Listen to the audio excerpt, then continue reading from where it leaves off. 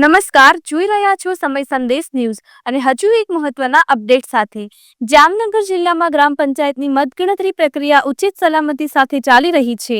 જિલ્લા ચૂંટણીના કુલ 187 ગ્રામ પંચાયતો માટે આજે મતગણતરી થઈ રહી છે અને ડીકેવી કોલેજ ખાતે યોજાયેલા મતગણતરી કેન્દ્ર પર જિલ્લા પોલીસ વડા પ્રેમસુખ ડેલુ અને ડીવાયએસપી ઝાલા સહિતના અધિકારીઓએ સાઇટ નિરીક્ષણ કર્યું હતું।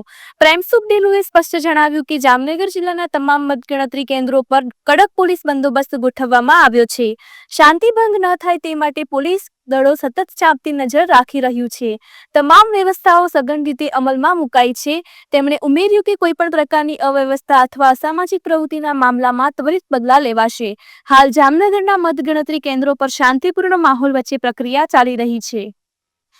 जामनगर शहर में आज अलग अलग तालुकाओं में जो ग्राम पंचायत की चूंटणी हती चूंटणी और पेटा चूंटणी आनी आज मत गणतरी चालू है।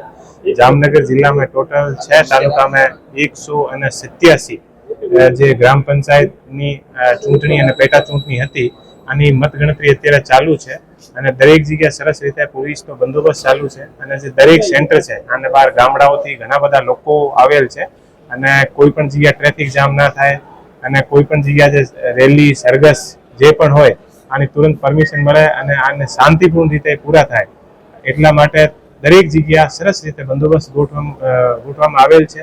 અને જામનગર शहर में અત્યારે ડીકેવી स्कूल में टोटल 49 જે ગ્રામ પંચાયત છે આની મતગણતરી અત્યારે ચાલુ છે। અત્યાર સુધી 10 ગ્રામ પંચાયતની જે મતગણના જે છે આ પૂરી થઈ ગઈ છે અને અમારા દરેક જે અલગ અલગ ગામડાઓ છે ત્યાં શાંતિપૂર્ણ રીતે ચુનાવ થયા પછી અત્યારે મતગણતરી પછી જે ઉમેદવાર ચુનાવ જીતી ગયા છે અને જે હારી ગયા છે એ શાંતિપૂર્ણ રીતે આખો ચુનાવ પૂરો થાય એટલા માટે દરેક ગામડાઓમાં અમારી પેટ્રોલિંગ પણ ચાલુ છે અને हमारी एलसीबी एसओजी ની અને ક્યુઆરટી ની અલગ અલગ ટીમો પણ અલગ અલગ ગામડાઓમાં અલગ અલગ રૂટમાં મૂકેલી છે। કોઈ પણ જગ્યા કોઈ પણ જાતની પ્રોબ્લેમ ના થાય એટલા માટે પૂરતો પોલીસનો બંદોબસ્ત